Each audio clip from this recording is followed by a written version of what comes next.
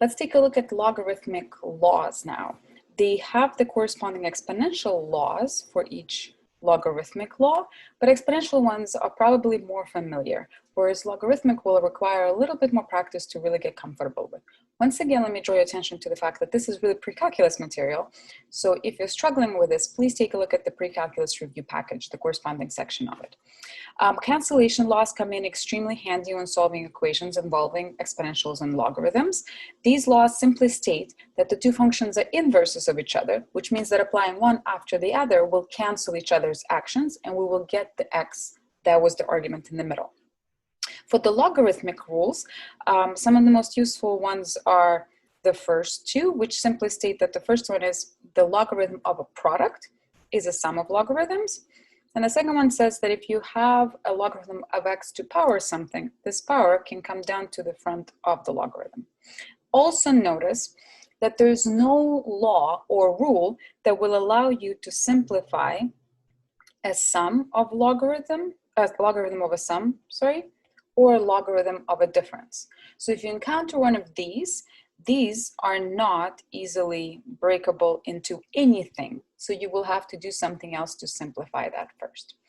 All of these laws are stated using natural logarithm or logarithm base e, but they apply all the same to any other logarithm base. Okay, so let's take a look at how we can use this in a problem. Here's a famous quote by Michael Crichton from the Andromeda Strait, claiming that if we allow unbounded multiplication of a bacteria, that it will actually soon take over the Earth. So he's saying bacteria multiply geometrically. 1 becomes 2, 2 becomes 4, 4 becomes 8, exponentially, and so on. So they follow the 2 to power something rule. In this way, it can be shown that in a single day, one cell of E. coli could produce a super colony equal to the size and weight of the Earth. Let's actually check this claim. So we have that starting with a single cell, how long will it take for E. coli colony to reach the mass of the Earth if we know that every bacteria doubles or splits into 2 every 20 minutes? Now, we know that the mass of one E. coli cell is 10 to the minus 12, and we know that the overall mass of planet Earth is 6 times 10 to the 24. So first of all, we have to determine how many cells will it take to reach the mass of the Earth. We know that this is the mass we have to reach, and we know that this is the mass of every single cell. So how many cells will have to go into the mass of the Earth? We have that the number of E. coli cells needed will be the mass of the Earth divided by the mass of each single cell. And remembering the exponential rules, we know that when we're dividing, we have to subtract powers. So overall result will be 10 to the power of 24 minus 12, which is 36, which means that we need 6 times 10 to the 36 cells. That's a lot of cells. Now, let's think about how they actually multiply or double. They double every 20 minutes. So what is going to happen in t minutes? How many doublings will have occurred in t minutes? So in t minutes, there are how many doublings that have happened? Let's think about numbers. So in 20 minutes, there's 1 doubling. In 40 minutes, every 20 minutes, every cell doubles. So in 40 minutes, 2 doublings have happened, the first 20 minutes and the second 20 minutes. In 60 minutes, there were 3 doublings, the first 20 minutes, the second and the third. So in t minutes, there are t divided by 20 doublings. That's how many times the bacteria have doubled. So what is the overall number of bacteria in t minutes? In t minutes, there are this many doublings. And therefore, 2 to the power of t over 20 cells in total. Every time they double, so however many doublings they had, it's 2 to the power. And here we have our exponential function. Now, what we would like to know is, what is this value of t at which we will reach the mass of the Earth which is this many cells. So all we actually need to know is when are these two numbers equal?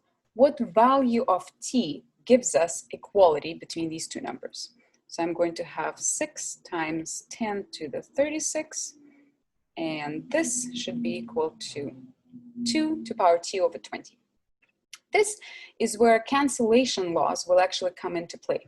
I have my variable, my t, in the power, and I'd like to bring it down. I would like to be able to actually calculate this. The operation that will allow my power to come down into the front is taking logarithms. Now notice that the base here is 2, so I can take logarithm of base 2, but I can also take logarithm of base e, or natural logarithm, anytime. I usually prefer to do that anyway, so we're going to take lns of both sides. Everybody has a calculator, so it's not that calculating ln of a specific number is going to be very difficult. So according to the logarithmic rules, this means that this number now comes down to the front. So I have that ln of 6 times 10 to the 36 is equal to t over 20 times ln of 2. And again, I'm after t, so t here comes out to be 20 times ln of 6 times 36 all over ln of 2. And if you plug it into your calculator, this will come out to be approximately 2441. This is time, so we have to see what units was our time measured in, and of course we had minutes here, so this is in minutes. Now it's hard to tell how long that actually is, so we're probably going to get a better grasp of it if we transfer that into hours. So I can divide, there's 60 minutes in an hour, I can divide by 60, and it comes out to be approximately 41 hours. Okay, so my correction was a little wrong. It's not going to take a day, but it's going to take only just under 2 days for uninhibited, unbounded growth, if that's allowed, for the E. coli colony to really reach the size of the Earth. Now notice, of course, that this kind of unbounded growth is really not realistic, because the only way the bacteria grows or doubles every 20 minutes is if it has unlimited supply of food or sugar or whatever it is, and if there are no other restricting factors such as space or competition or anything like that. So generally, there are density-dependent models that will produce better modeling of population growth. But if it is unbounded, this is how fast it's going to happen. As I mentioned in the last video, logarithms were actually invented to deal with very small or very big numbers. And so here we will establish what is that purpose or what is that usefulness in the logarithmic scale. So first, just a little exercise. How long ago do you think 1,000,000 seconds was versus 1,000,000,000 seconds? It turns out that humans are really quite awful at comparing very large or very small numbers. So take a second here and try to figure out how long ago was 1,000,000 seconds and how long ago was 1,000,000,000 seconds. You will be quite surprised at the answer. Pull out your calculator and do some calculations. I'll come back to answer this in a little bit. This gets to the root of the problem. If we're comparing numbers that are all very small or very big, or we're comparing numbers that range from very small to very large, the actual scale becomes a little bit overwhelming. So for example, here we're asked to compare the size of a red blood cell, an ant, a human, a whale, Earth, and Sun. So something very small to something very large. Here are the numbers on the regular scale. So a red blood cell is 10 to the minus 6. Right? Very, very small when this length is in meters. Earth and Sun are much, much larger quantities. So see, the problem is if I were to write a comparison between a red blood cell and a sun, of course, if I actually wrote out these numbers as numbers, one would be very small, one would be very large. A logarithmic scale allows to move these numbers down, compress them into something a little more comprehensive and a little more comparable. So the way we would do this is you can think of that as literally just drawing another line here, except for now, here we will not have numbers as they are given, but rather have a logarithm.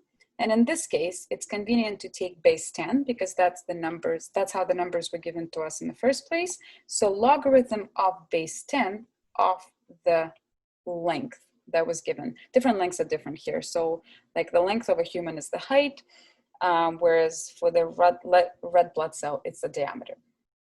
Okay, the way that logarithms work, remember that the logarithm is the power to which you had to raise something to get the length. If it's base 10 here, it means that the logarithmic scale will give us numbers to which you had to raise 10 to get the length. So as opposed to having 10 to minus 6, 10 to minus 4, and so on, we will just have the powers themselves. So here, we will have minus 6, minus 4, minus 2, and so on. In that way, when we have quantities, we don't have to have numbers of really large magnitude and of really small magnitude. We will only be dealing with numbers between -6 and 10, something much more manageable and much clearer, depicting what are the actual trends. So the red blood cell would be right here, somewhere between -6 and -5. The ant will be close to -2, a human will be close to 0, and so on. So all of these will move right as they were, except for not 10 to some power, but rather just the power itself. Okay? For a little exercise, try to mark these numbers on the logarithmic scale. In order to do that, you'll first have to write them as 10 to some power. So this is 10 to some power, each one of them. And then on the logarithmic scale, you will simply actually write down that power. Coming back to this question here, once again, I encourage you to actually pull out a calculator and figure it out for yourself. 1,000,000 seconds is about 11 days. And 1,000,000,000 seconds doesn't seem like that much more, does it, right? But 1,000,000,000 seconds is 31 years. I told you humans are pretty bad at comparing large numbers. Logarithmic scale allows us to get a little bit of a handle on our inability to really perceive and compare large quantities. Once we have a logarithmic scale, a really useful application of that is semi-log and log-log plots. If you guys have taken biology or chemistry, you would have probably already seen them, or if you've been watching the news lately, of course, logarithmic data has been presented in terms of the number of COVID-19 cases confirmed in various countries. So let's see how that works and why that works. So here I'm asked to sketch y equals 5e to the x on a regular axis and semi-log axis, okay? For the regular ones, we already know how to do that, but I'm going to delay sketching it until I have my second graph ready. For the semi-log plot, in fact, you don't need to know that it's going to be log-log or semi-log. We're just going to take logarithm of each side of the equation and then see what happens. So this is my equation, y equals 5e to the x. I'm going to apply a logarithmic function to each side. Whoops. And then I'm going to try to simplify this or apply logarithmic rules to it. So on the left-hand side, there's nothing to simplify. I just have ln of y. But on the right-hand side, I have a product. And from the logarithmic rules, I know that the ln of a product is the sum of ln. So it's ln of 5 plus ln of e to the x. And I can see that I can simplify this a little bit further because now here I have the power of the whole of the inside and I can bring this power down.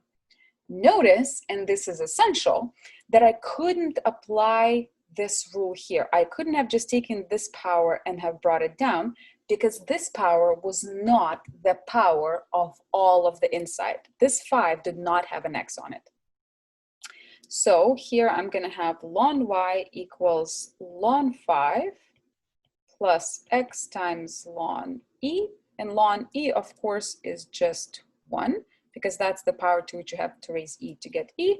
So I have ln of y is equal to ln of 5 plus x. So notice that it's kind of fortunate because we don't have ln, we don't have x under the operation of logarithm, we just have x by itself. That's why it's a semi-log plot. X happened to be just by itself, whereas y actually has logarithm applied to it. So only one of the variables is affected by the logarithm. Now this logarithm of 5, this ln of 5, is actually just a number. You can plug it into a calculator and get an approximation for it. So it's approximately 1.61, and then I have a plus x. Okay, now just so I don't drag this ln of y around while I'm sketching, I can rename this into capital Y, keeping in mind that that means ln of little y, and I have 1.61 plus x. Looking at this expression here, if I were now to sketch it on little x, big Y axis, what kind of shape would that be? I have y equals some number plus x, so this is just a line. And this is key.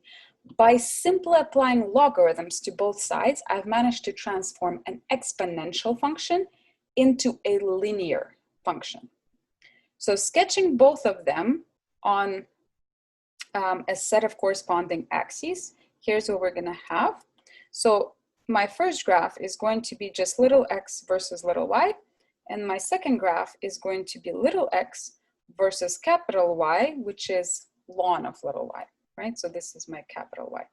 So the first graph here is 5e to power x. If I try to calculate the y-intercept of it, I plug in x equals 0.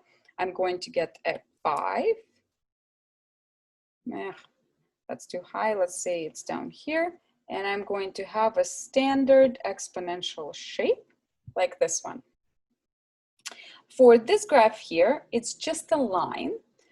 The slope is the coefficient in front of x, which is 1. And this is my y-intercept. It's 1.61, or remembering where that came from, that's ln of 5. So my x-intercept here is ln of 5, and the slope of my line is 1. So I can mark it with that. And this is my line, ln of y equals 1.61 plus x.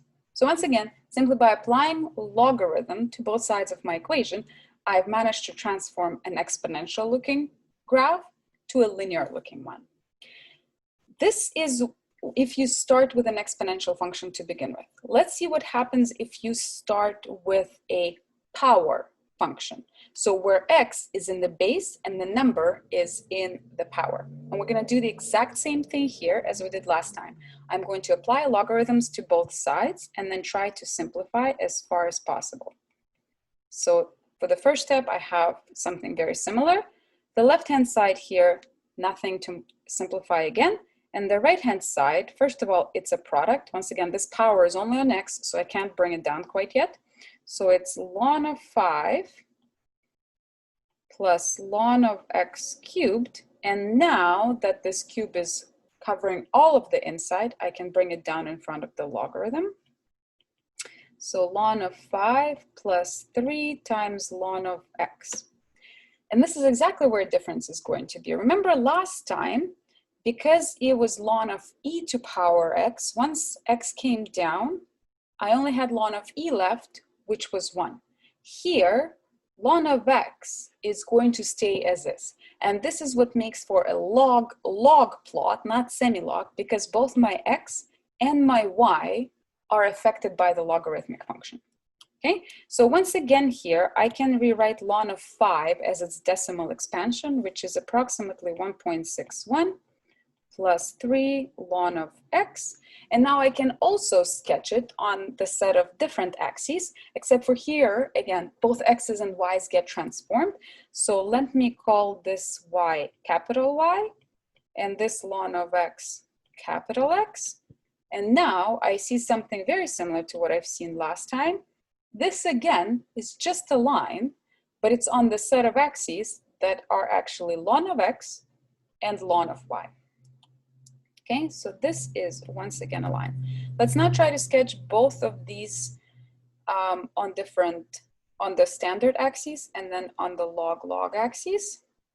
I'm sketching them for mostly just positive values of x because these plots are extremely useful in applications and more or less are only used in applications where x stands for the number of something. For example, the number of confirmed COVID-19 cases. So that means that it will be a positive number, and I only need to look for positive values.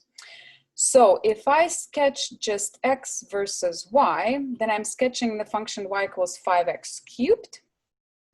5 will simply stretch out my function, and 5x cubed otherwise looks like a familiar snaky curve.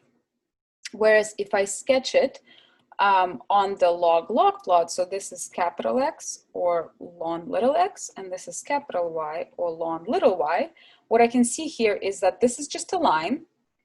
This is the y-intercept, and again, remember that came from just being ln 5, so my y-intercept here is ln 5, and the slope is 3. So this power on the function became the slope of my line. Okay, so my line is going to look something like this, and it's going to have slope of 3. So what this allowed me to do is, by applying logarithms to both sides, I've managed to reduce my function to a linear function when both of the axes were logarithmatized. Okay? Try to do the same thing. I'm not going to go through this. It's very similar, but try to do the same thing with 5 over x, which is just 5x to the power minus 1, to see how the negative power will affect the outcome. Exponential functions look linear on semi-log plots, and power functions look linear on log-log plots. The reason we would like something to be linear, and you'll see an application in class, is because lines are really easy to find equations of. So if you give me, all you need here is to give me 2 points, and I'll be able to construct an equation of the entire line. Our ability to come up with equations of lines easier is exactly what makes it worthwhile. Now, in terms of where do we see these graphs, again, you probably would have seen them in your biology or chemistry classes, or we see them all the time in the news now. So these are COVID-19 plots from Ontario. BC graphs are not terribly useful to look at because we flattened the curve so early that both of the curves of regular numbered cases and on a logarithmic scale look kind of similar. So let's look at the graphs here. This is a graph of the physical number of cases that occurred. So 5,000, 10,000, these are the actual number of confirmed infected cases. The second graph is the log base 2 of the exact same thing. So these numbers are going to be log base 2 of the above. So this is a semi-log plot, whereas this one is log base 2 of your y value here. Why is that useful? Remember again that semi-log plots, exponentials look linear on semi-log plots. That means that if I look at the log plot and I see linear tendencies, that means that the actual disease spread is exponential. Here, it's very hard to see anything when the number of cases is small, but on the log graph, we can already see really high sloped linear tendencies here. So this allows us to see trends linear on a semi-log plots, which means exponential in real numbers, much earlier. The thing with small numbers here, right, because this is a big scale between 0 and 5,000. So when we say, let's say 100 cases versus 200 cases, the difference there was not very clearly seen on the graph. Whereas here, the difference between 100 cases and 5 and 200 cases would have been way more emphasized.